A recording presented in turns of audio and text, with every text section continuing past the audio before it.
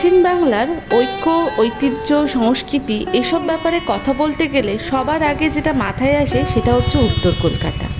উত্তর কলকাতা জুড়েই কিন্তু ছড়িয়ে রয়েছে নানা রকমের ঐতিহ্য, আর এখানকার প্রত্যেকটা অলিগলি যেন একদম ইতিহাসে মোড়া। আজ আমরা কিন্তু তোমাদেরকে ঠিক সেই রকমই একটা বিখ্যাত গলিতে নিয়ে যাব। কোথায় গেছি বা সেই গলির কী ইতিহাস সমস্তটা জানতে গেলে কিন্তু শেষ পর্যন্ত ভিডিওটা দেখতে হবে। চলো তাহলে শুরু করি আজকের ভিডিও। ইমামি নামটার সাথে আমরা সকলেই কম বেশি পরিচিত। ইমামি কোম্পানির কোনো না কোনো প্রোডাক্ট কিন্তু আমাদের প্রত্যেকের বাড়িতেই আছে। আরে বাবা, কি ভাবছো আমি ইমামি কোম্পানি আর ইমামি কোম্পানির প্রোডাক্ট নিয়ে এখন কথা বলবো? সেসব একদমই না। আসলে ইমামি কোম্পানির নামটা বললাম কারণ হচ্ছে নামটা বললে তোমাদের একটু বুঝতে সুবিধা হবে। আমরা যেখানে এসেছি ইমামি কোম্পানির কর্ণধাররাই কিন্তু এই মন্দিরটি তৈরি করেছেন। দেখেছো তো, কথায় কথায় তোমাদেরকে এটাই আমরা জানাতে ভুলে গেছি যে আজ আমরা কোথায় এসেছি। আজ আমরা এসেছি পূর্ব ভারতের একমাত্র সিদ্ধিবিনায়ক মন্দিরে, আর যেটা রয়েছে পুরো উত্তর কলকাতার বুকে। এই মন্দিরটি 2020 সালে প্রতিষ্ঠিত হলেও এই মন্দিরের ইতিহাস কিন্তু অতি প্রাচীন। আর এই ইতিহাস শুরু হয়েছিল রাধেশ্যাম আগরওয়াল ও রাধেশ্যাম গোয়েনকার নামে দুই বন্ধুকে নিয়ে। তাদের ব্যবসার উত্থান পতনের সাক্ষী ছিল এই উত্তর কলকাতা। 2015 সালে তারা দুজন ঠিক করলেন যে উত্তর কলকাতাকে তারা একটা উপহার দিতে চান। সিদ্ধিবিনায়ক মন্দির দর্শনের জন্য বহু মানুষ মুম্বাইয়ে পাড়ি দেন, তাই তারা ঠিক করলেন উত্তর কলকাতার বুকে তারা একটা সিদ্ধিবিনায়ক মন্দির প্রতিষ্ঠা করবেন। আর যেহেতু তাদের ব্যবসা শুরু হয়েছিল এই স্থান থেকেই, তো সেই স্থানটাকে স্মরণীয় করে রাখার জন্যই কিন্তু এখানে মন্দিরটি তারা তৈরি করেছিলেন।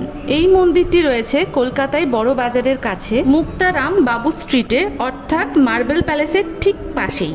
আচ্ছা, এবার তোমাদের জানিয়ে দিই যে তোমরা যদি এই মন্দিরে যেতে চাও তাহলে কিভাবে যেতে পারো। এমজি রোড মেট্রো স্টেশন থেকে 2 নম্বর গেট ছেড়ে এগিয়ে বাঁ দিকে যেতে হবে। সেখানে পরপর 3টি গলি রয়েছে, তাদের মধ্যে তৃতীয় গলিতেই রয়েছে এই মন্দির। শ্বেত পাথরের তৈরি এই মন্দিরে রয়েছে বড় আকারের একটা ঝাড়বাতি আর রয়েছে ঠাকুর দালান।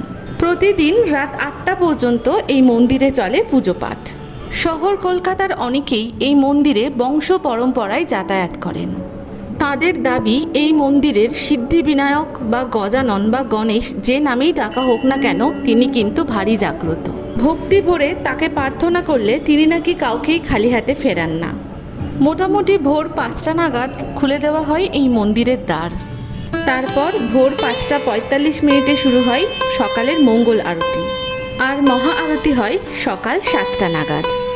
তারপর দেওয়া হয় মহাভোগ এবং তারও পরে দেওয়া হয় খিচুড়ি ভোগ, যেটা চলতে থাকে সারা দিন ধরে, মানে যতক্ষণ মন্দির খোলা থাকে। মন্দির বন্ধ থাকে দুপুর 12:30 থেকে বিকেল 4:30 নাগাদ পর্যন্ত।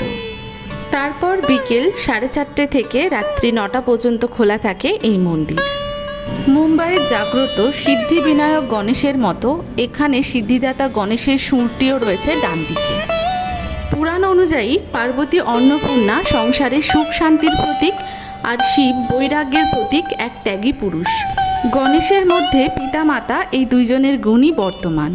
মূর্তিতত্ত্ব অনুসারে পার্বতীর স্থান শিবের বাম দিকে, আর গণেশের স্থান হচ্ছে শিব ও পার্বতীর ঠিক মাঝে। আর সেই কারণেই গণেশের সুর যদি বাম দিকে থাকে তবে তিনি মা পার্বতীর গুণাবলী বহন করেন, আর যদি গণেশের সুর ডান দিকে থাকে তবে তিনি সিদ্ধিবিনায়ক ও মোক্ষ দানকারী, অর্থাৎ তিনি শিবের গুণগুলি ধারণ করছেন এবং শিব ভক্তদের আশীর্বাদ করছেন।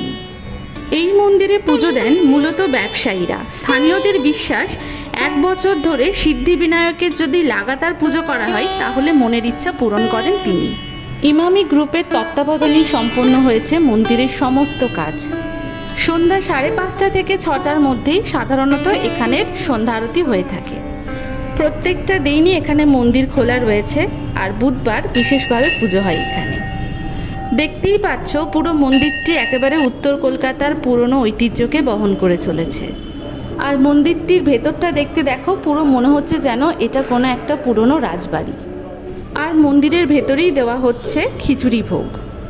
যার যতবার ইচ্ছা সে কিন্তু ততবারই খিচুড়ি ভোগ প্রসাদ নিতে পারে। শুধু তাই নয়, কেউ যদি বাড়ির থেকে কোনো জায়গা নিয়ে যায়, মানে টিফিন বক্স বা কন্টেনার, ওনারা কিন্তু তাতেও ভোগ দিয়ে দেন। কি জানি ভোগের খিচুড়িতে কি এমন জাদু করা থাকে যে এর স্বাদ হয় অনবদ্য। আমার তো একবারে মন ভরেনি, আমি আরও একবার নিয়েছিলাম। মন্দিরের ভিতরে গিয়ে ভোগ খাওয়া বা সেলফি নেওয়া একেবারে কিন্তু কড়াকড়িভাবে নিষিদ্ধ করা আছে, তাই আমরা ভোগ নিয়ে চলে আসলাম বাইরে।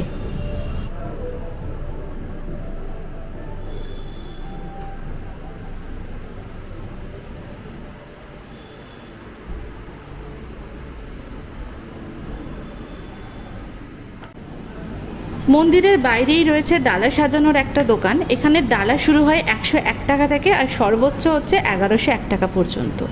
যেহেতু এই মন্দিরটি একটা গলির ভেতরে রয়েছে, তো তুলনামূলকভাবে এই মন্দিরটি অতটাও জনপ্রিয় এখনও পর্যন্ত হয়ে ওঠেনি।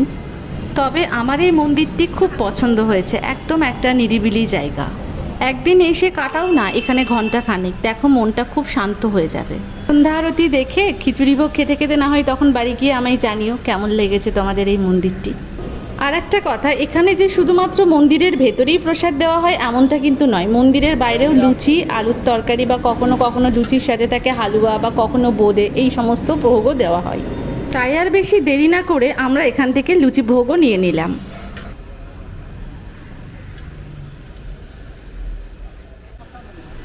আর এখানে বসে গেছি আমরা লুচি ভোগ খেতে, যেহেতু বললাম ভেতরে খেতে নেই আর এটা বাইরেই দিচ্ছিল, তো বাইরে বসেই খেয়েছি।